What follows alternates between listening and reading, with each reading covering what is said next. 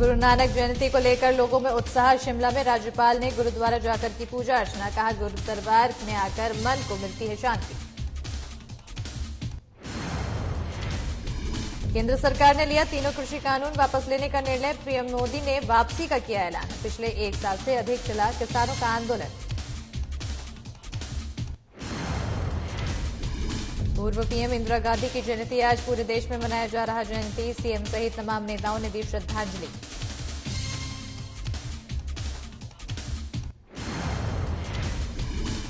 कांग्रेस प्रदेश प्रभारी का हिमाचल दौरा। इंदिरा गांधी की प्रतिमा पर किया पुष्पांजलि अर्पित। राज्य में कांग्रेस का सरकार बनने का किया दावा।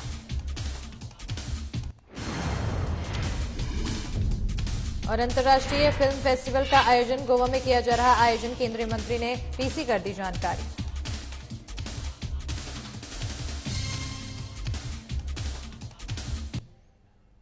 चलिए शुरुआत करते हैं हिमाचल प्रदेश की तमाम खबरों की, जहां राजधानी शिमला में गुरु नानक गुरु पर्व मनाया गया है, जिसमें राज्यपाल राजेंद्र विश्वनाथ आर्लेकर ने शिरकत की है। बता दें कि दीनदयाल हॉस्पिटल शिमला के साथ लगे गुरुद्वारे में काफी हर्षोल्लास के साथ ये पर्व मनाया गया है। सिखों के प्रथम आदि गुरु में है और आपको बता दें कि इनके अनुयायी उन्हें नानक देव, बाबा नानक और नानक शाह नामों से संबोधित करते हैं। नानक अपने व्यक्तित्व में दार्शनिक, योगी, गृहस्थ, धर्म सुधारक, समाज सुधारक, कवि, देशभक्त और विश्व बंधु सभी के गुण सिमेटे हुए थे। और इनका जन्म रवि नदी के किनारे स्थित तलवंडी नामक गांव में कार्तिकी पूर्णिमा के एक खत्री कुल में हुआ था। आपको बता दें कि तलवंडी पाकिस्तान में पंजाब प्रांत का एक नगर है। कुछ विद्वान इनकी जन्मतिथि 15 अप्रैल 1469 मानते हैं, लेकिन प्रचलित तिथि कार्तिक पूर्णिमा ही है, जो अक्टूबर नवंबर में दीपावली के 15 दिन बाद पड़ती है। बचपन में इनसे आपको बता दें कि प्रखर बुद्धि के लक्षण दिखाई देते थे। बचपन से ही ये संसारिक विषयों से उदासीन रहा करते थे। पढ़ने लिखने में इनका मन नहीं लगता, लेकिन 7 से 8 साल की उम्र में स्कूल छूट गया, क्योंकि आपको बता दें कि भगवत प्राप्ति के संबंध में इनके प्रश्नों के आगे अध्यापक ने हार मान ली थी और वो इन्हें ससम्मान घर छोड़ने आ गए थे, जिसके बाद सारा समय वो आध्यात्मिक चिंतन और सत्संग में व्यतीत करने लगे थे। बचपन के समय में कई चमत्कारिक घटनाएं घटी, जिन्हें देखकर गांव के लोग इन्हें दिव्य व्यक्तित्व मानने लगे थे। और राज्यपाल राजेंद्र विश्वनाथ आर्लेकर ने कहा कि हर बार गुरु नानक जयंती पर गुरुद्वारा जाता हूं, यहाँ आकर प्रसन्नता मिलती है। इनका जीवन प्रेरित करता है, शांति का संदेश देता है। था वहाँ पर भी मैं हर गुरु नानक पर्व की जयंती पर्व पर मैं वहाँ जाता था गुरुद्वारे में। यहाँ आकर मुझे यहाँ फिर से प्रसन्नता मिली। गुरु नानक जी का जीवन जो है विश्व के लिए शांति का संदेश देने वाली है। इनका पूरा जीवन हम सबको प्रेरित करता है, जिसकी आज बहुत जरूरत है अपने देश में और पूरे विश्व में, कि सब एक दूसरे के साथ शांति से व्यवहार करें।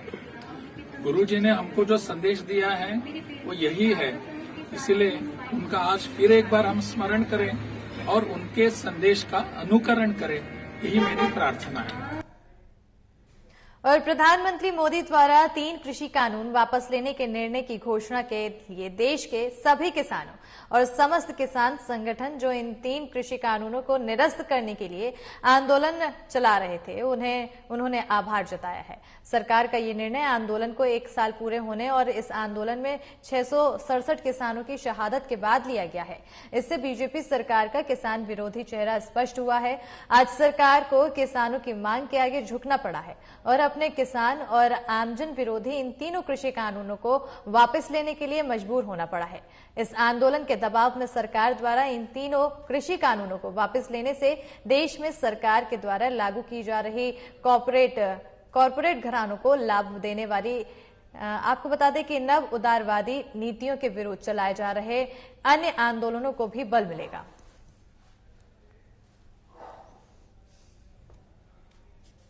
किसान मंच ये जो आज प्रधानमंत्री मोदी के द्वारा तीनों काले कृषि कानूनों को वापस लेने का जो निर्णय की घोषणा की है, इसके लिए देश के तमाम किसानों व जो किसान संगठन इस आंदोलन को चला रहे थे उन सबको जो है बधाई देता है। और ये ऐसे समय में ये निर्णय लिया गया है जब करीब इस किसान आंदोलन को 1 वर्ष पूर्ण होने वाला है और इस आंदोलन में जो है करीब 666 किसानों की शहादत जो है हुई है। इससे भाजपा की सरकार का जो है किसान विरोधी चेहरा जो है स्पष्ट हुआ है। संयुक्त किसान मंच इन शहीद हुए किसानों की शहादत और जो ये आंदोलन जो किसान इसको चला रहे थे, जो भी संगठन थे, उनके जज्बे को जो है सलाम करती है। पीएम द्वारा आज अपने संदेश में 3 कृषि कानूनों को वापस लेने पर सीएम ने कहा है कि सभी चीजों पर विस्तार पूर्वक चर्चा करने के बाद ही ये फैसला लिया गया है, जिसका उन्होंने स्वागत किया है। सरकार द्वारा बनाए गए 3 कृषि कानूनों को लेकर लंबे समय से विरोध चल रहा है। ऐसे में पीएम नरेंद्र मोदी ने आज देश के नाम संदेश में साफ कर दिया है कि केंद्र इन तीनों कानूनों को वापस ले रहा है। पीएम मोदी ने कहा है कि हम किसानों को समझा नहीं सके, इसलिए इन कानूनों को वापस ले रहे हैं। इसके लिए संसद के आगामी सत्र में विधेयक लाया जाएगा।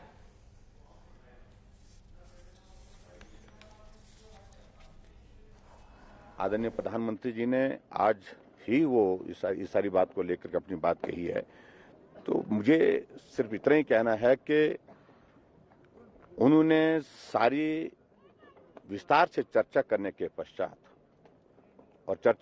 पश्चात जो है वो सारी चीजों को सही परिप्रेक्ष्य में देखते हुए जो भी निर्णय लिया है प्रधानमंत्री जी ने, उसका हम स्वागत करते हैं। और मैं समझता हूं कि क्योंकि हम पूरी डिटेल उसकी अभी तक ले नहीं पाए हैं अभी, क्योंकि सुबह से हम कहीं इसमें व्यस्त थे, तो अभी जाकर के उन सारी चीज को लेकर के हम डिटेल में क्या क्या चीजें उसमें की गई हैं और उसकी डिटेल्स पता करने के बाद जो है पूरा आपको बयान देंगे। देश की पूर्व प्रधानमंत्री इंदिरा गांधी की जयंती आज देश भर में मनाई जा रही है। हिमाचल में भी पूर्व प्रधानमंत्री इंदिरा गांधी को याद किया जा रहा है और जगह जगह कार्यक्रम आयोजित कर उन्हें श्रद्धांजलि दी जा रही है।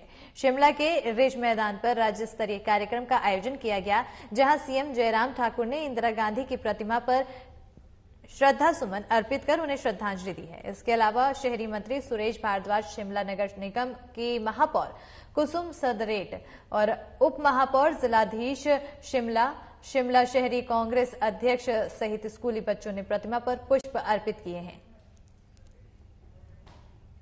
मंत्री श्रीमती इंदिरा गांधी जी की जन्म जयंती है और स्वाभाविक रूप से उनके जीवन से प्रेरणा की अगर हम बात कहें, एक महिला होने के नाते देश का नेतृत्व उन्होंने वर्षों तक किया और मजबूती के साथ किया। महिला सशक्तिकरण की बात अगर आज के इस दौर में हम कर रहे हैं, तो उनने एक उस दिशा में एक प्रयत्न जो है महिलाओं को आगे आकर के काम करना चाहिए, उस दृष्टि से भी रहा। और उससे बड़ी बात तो ये है कि देश के लिए बलिदान, ये उनके जीवन में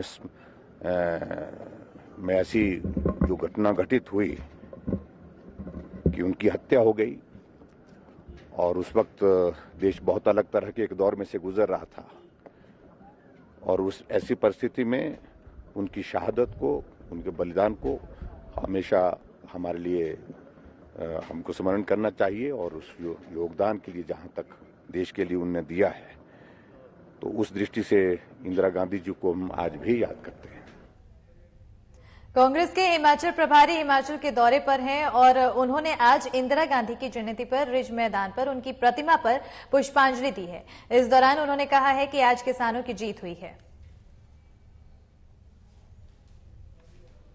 किसानों ने आज सरकार को झुकने पर मजबूर किया। साल भर से ऊपर से किसान आंदोलन कर रहे हैं, कितने किसान मारे गए, कितनी तकलीफें हुई उनको, कितना कष्ट हुआ। आखिर सरकार को जब यही करना था पहले कर देते। किसी की बात नहीं मानी, हट में बैठे रहो, आज झुकना पड़ा किसानों के आगे और जो विपक्षी दल थे उनकी मांग के आगे झुकना पड़ा। लेकिन इसमें किसान तमाम शहीद हो गए, कितने लोगों का नुकसान हुआ। तो ये जो है, ये कदम सरकार अगर पहले ले लेती तो बहुत अच्छा था और किसानों के हित के लिए कांग्रेस लगातार संघर्ष करती रहेगी। अंतर्राष्ट्रीय फिल्म फेस्टिवल का आयोजन गोवा में किया जा रहा है और ये फेस्टिवल 20 से 28 नवंबर तक मनाया जाएगा। इसमें पहली बार ओटीटी प्लेटफॉर्म हिस्सा लेंगे। केंद्रीय सूचना और प्रसारण मंत्री अनुराग ठाकुर ने इसकी जानकारी शिमला में दी है। अनुराग ठाकुर ने बताया है कि अंतर्राष्ट्रीय फिल्म फेस्टिवल 20 से 28 नवंबर तक गोवा में होगा। उन्होंने बताया है कि पहली बार ओटीटी प्लेटफॉर्म भाग लेने Indian film personality of year Hema Malini और प्रसून जोशी को दिया जाएगा। वहीं Satyajit Ray life time achievement award Martin Scorsese's हंगरी को फिल्म को दिया जाएगा। और बता दें कि उन्होंने बताया कि आजादी के महोत्सव के दौरान 75 क्रिएटिव माइंड्स को भी चुना गया है। International Film Festival of India IFFI 20 नवंबर से 28 नवंबर तक गोवा में आयोजित होगा और इस आयोजन में पहली बार ओटीटी प्लेटफॉर्म्स जो हैं वो भाग लेंगे। उनकी जो पॉपुलर सीरीज है उनमें के भी कुछ अंश वहां पर दिखाए जाएंगे, क्योंकि जिस तरह से पिछले 1-2 वर्षों में ओटीटी प्लेटफॉर्म्स का उदय हुआ है उससे कंटेंट क्रिएशन लोकल भी बहुत बड़ा है और ये फिल्म फेस्टिवल में पहली बार ओटीटी प्लेटफॉर्म्स भी भाग लेंगे। इसके अलावा Indian film personality of the year, ये इस वर्ष Indian film personality of the year Hema Malini ji को और प्रसून जोशी जी को दिया जाएगा। और शिक्षा मंत्री गोविंद सिंह ठाकुर ने पीसी कर समीक्षा बैठक की जानकारी दी है। शिक्षा विभाग की समीक्षा बैठक के बाद गोविंद ठाकुर ने कहा कि स्कूल अभी बंद नहीं होंगे। आज शिक्षा विभाग की समीक्षा बैठक हमने की है और हम समय समय पर करते रहते हैं और उसमें मुख्य रूप से हमने चर्चा ये की है कि एक तो जो बजट में एक घोषणा की है और जो अपने आप में आज तक की सबसे बड़ी घोषणा है कि शिक्षा विभाग में 4000 पदों को भरा जाएगा और उसके संबंध में अभी विभाग ने अपनी तैयारियां पूर्ण कर ली हैं और जिसमें से कॉलेज कैडर के 555 जो पद हैं वो लोक सेवा आयोग को भेज दिया गया है अनुशंसा के साथ और टीजीटी के 922 पद भरे जाएंगे। और इसी के साथ हिमाचल प्रदेश की खबरों में फिलहाल इतना ही। देखते रहिए साधना प्लस न्यूज। नमस्कार।